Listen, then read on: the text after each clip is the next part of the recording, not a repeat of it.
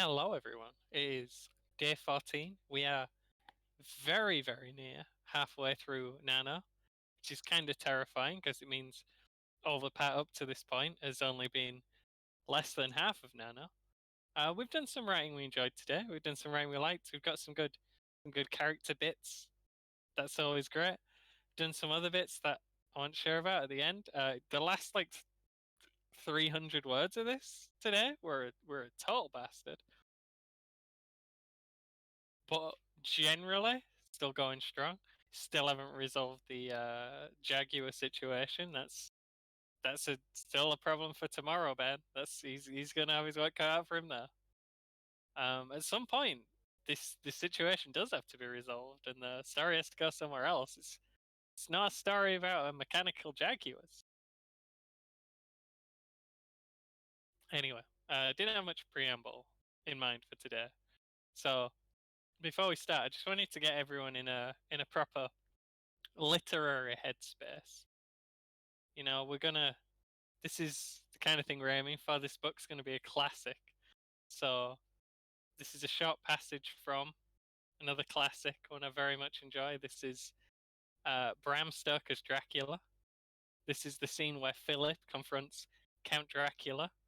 Um, and it's just the dialogue transcribed, I believe, is what I've got here. Good evening. I am Count Dracula. How are things, Dracula? Things are very good. Yes. Would you like some wine? I do not drink. Fine.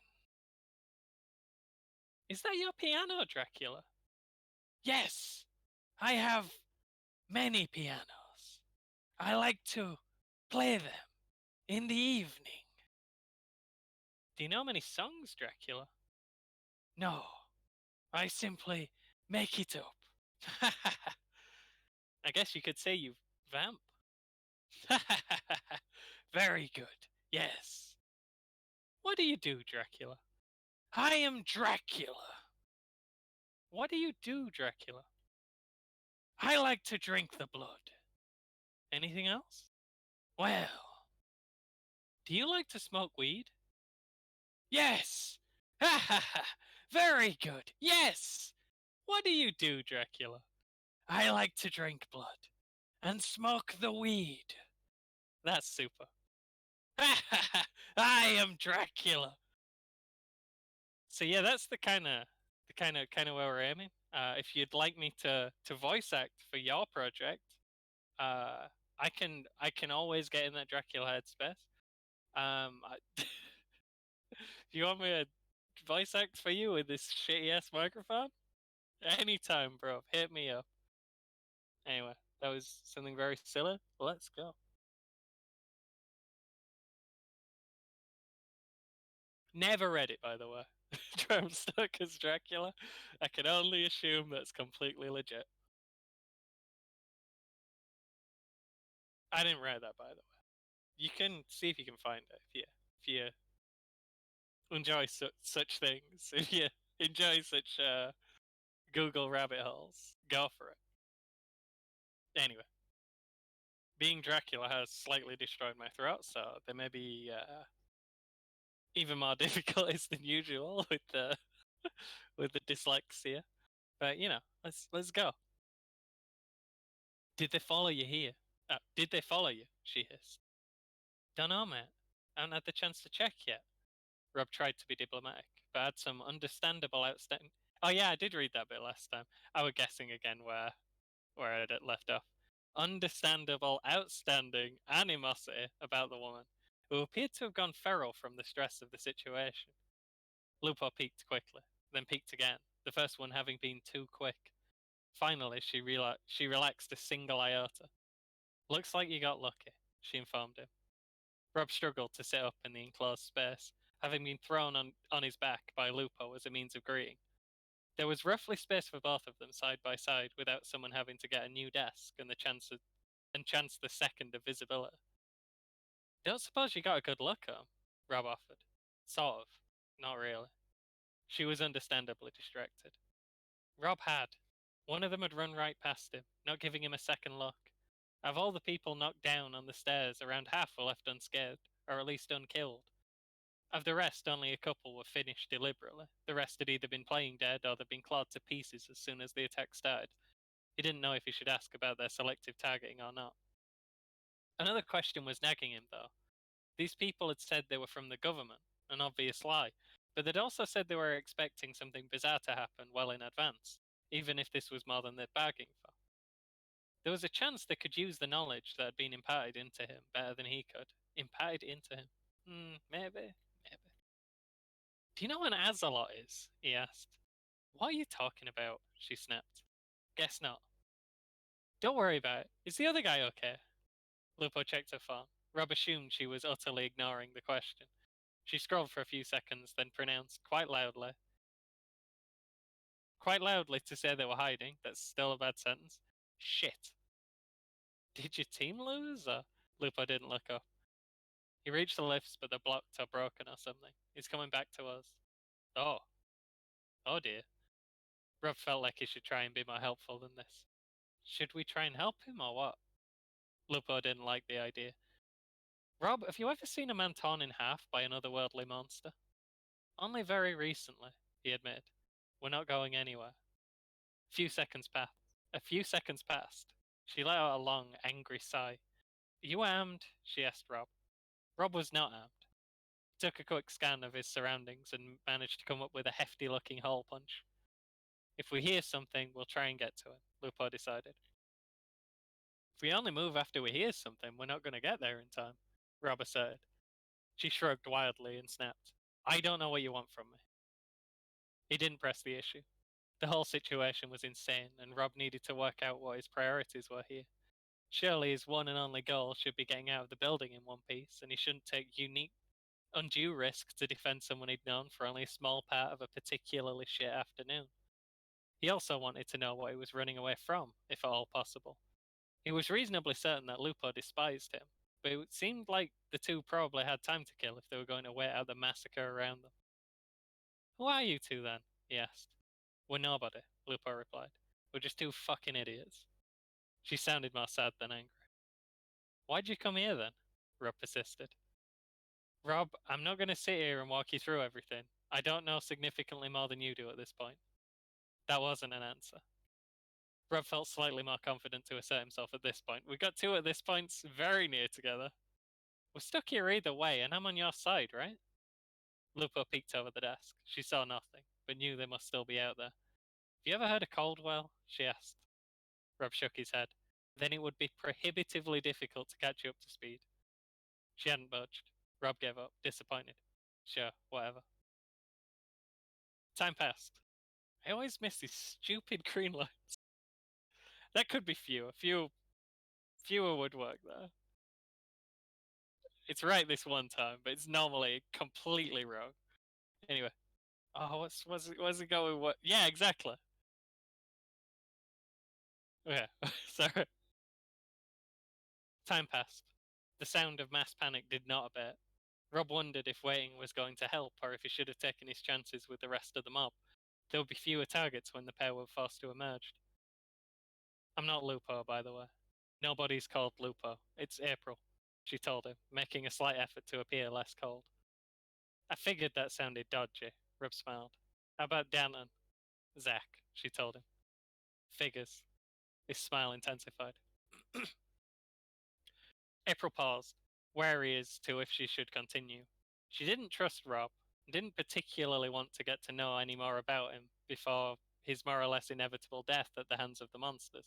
On the other hand, she had no particular reason to be rude or so withdrawn. She realized a big part of why she didn't want to talk was the nagging fear that he'd realized she was crazy, and that this fear would most likely be present every time she introduced herself to anyone for the rest of her life. She spoke. To be fair, it's spelled dodgy. Zacharie. Rob laughed politely, emboldening her. I think it's French? Rob had been unable to place either the man's accent or his figures of speech. Doesn't sound like he's from round here. Is he French? No idea. April honestly didn't know. They'd met in Caldwell, but he'd been an outsider. What about you? April had very little interest in talking about herself. She answered broadly, I'm from the country. It wasn't enough. She needed more. I went to school in Bradford, but I mostly grew up in smaller towns. The answer had evidently pleased Rob. I thought you was tough for a southerner. I can look after myself, she lied. Ed's words echoed. She tried not to think about it. It'd been a while since she dared to talk to someone other than Zach, and it seemed to be going remarkably well. Rob reflected briefly on the insanity of the situation. The two sat chatting amicably while the adjoining room was in abject chaos. It's a bit of a strange one. He wasn't sure what he'd expected to happen when he went into work that morning, but it had been a far cry from this. Rob found himself wondering what her day to day might look like, assuming whatever she was up to today was part of it. So, how long have you two been doing whatever it is you're doing here? It was a deceptively difficult question. Technically, it's my first day. Rough first day. Rob laughed. April joined in shortly. You two are crazy. The yell had come from the dude in the background who'd been hiding against an adjacent desk. Rob hadn't even spotted him at all and was shocked when a third, unknown voice entered the conversation. His tone had taken the form of a full ass yell. What the hell is wrong with you people? He followed up, somewhat dramatically. You're just sitting there chatting. You remember we're hiding, right? He was a big, square man with short hair. He'd taken off his tie during the day's events and was now wearing it like a bandana. Alright, mate, Rob offered. You're gonna get us all killed. He was standing, pointing and yelling. Rob wondered how to explain to him, in the most diplomatic possible manner, that he might be the one whose actions were counterproductive for their hiding situation. Okay, pipe down, was what he settled on. Who the fuck do you think you're talking to? The volume of his tirade did notably decrease as his outwards explosion of anger transitioned into a focused stream of targeted hatred. This is all your fault in the first place. What did I do? Rob was genuinely curious. You motherfucker. You absolute piece of garbage. I've had it up to here. He motioned to the very top of his head with both hands. I'm out of here. You two idiots have fun being eaten. I've had it up to here is kind of a in joke within my circles. I figured I had to throw one in there somewhere. Rob and April watched in silence as the man stormed back away towards the exit, choosing to brave the beast once again and continue to tolerate their wittering. Though saying nothing, they each wondered if this was the dumbest thing they'd ever seen. The man made it maybe 2.5 steps. And then we swapped scene. I quite liked writing that one. I think it's good. We're notably switching very quickly from the kind of horrifying part to the funny part, but I did want a scene with Rob and April because that's the only.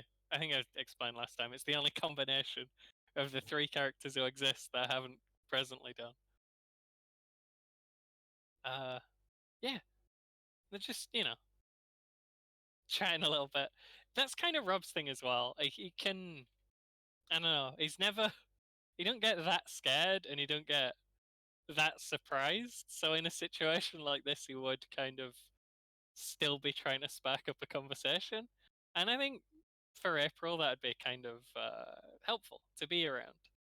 You know, she don't think she's underwater presently. I mean, maybe she does a little bit, but at least Ed's not around. You're going back in? Out of nowhere, the booming voice of the weird. This scene is the one I wasn't sure about, by the way. Any scene with the second receptionist. Fucking garbage, right? Can it? Anyway, out of nowhere, the booming voice of the weird bald guy in the box room spoke. His voice spoke. Nice. Zach physically jumped a foot. When he looked up, the guy was still again, staring blankly into his monitor. What's it to you? Zach called back. The guy didn't respond until he'd given up waiting and begun walking again. I kind of might mess around with some of Zach's dialogue, by the way, when they're talking about like, is he French? I don't understand his figures of speech here. I kind of want him to be like his accent's totally unplaceable, and also he uses manners of speech that have never been invented by anyone. Like he's just completely unplaceable. He probably speaks a bunch of languages, but sounds dodgy in all of them. Um, yeah, Zach's that's Zach. When the reply came, it caused him to jump again. Oh, what's it to you? Zach called back. I can't remember how far ago. The guy didn't respond until he'd given up waiting and begun walking again. When the reply came, it caused him to jump again. This should probably be restructured somewhat. Thought you were going to make it. Zach wondered who the fuck this guy was and what exactly his deal was. He'd remained seated as the panicking, fleeing workers filed in past him and made no attempt to leave himself. Hey guy, what do you know about what's going on out here? Out there? He said nothing. Zach gave him a good while this time, but he made no attempt to answer. The sounds of the fleeing mass grew nearer, and Zach realized whatever his plan was, he needed to pull the trigger on it. He could wait at the back and hope to somehow sneak into the lift before everyone died, or he could exit back into the main room and find April. He was probably dead either way, but waiting here made him uniquely vulnerable. He tried to stay focused as he headed out into the main hall. He made that decision very quickly without making, and he'd already made that decision. This whole bit was just like, I think I needed 90 words, and I just fucking, you sit and stare at the Word document until 90 words have happened, and you're not allowed to do anything else. So sorry about this last bit. This scene probably needs work. Probably needs a lot of work. Maybe even to not be here. Hey, this is why we do first drafts. He tried to stay focused as he headed out into the main hall, trying to keep the clawing dread at bay enough to think. There wasn't much cover in the open space between the offices, but Zach had a plan. And that's where we're at today. Future Ben has like an hour to figure out what Zach's plan is. So, uh, future Spruce. Whoops. I do that very often recently. These have kind of got. I always said when we were doing Let's Plays, they were a bit more like a diary than a Let's Play sometimes. And this has amplified that many times over. This is very clearly a diary. I hope you're getting something out of it if you've watched this far. Hope you're enjoying yourself. Hit me up for that voice acting gig you got planned. I'll be a great Dracula. I like to drink the blood. I like to smoke the weed. This is Fruity Spruce signing out.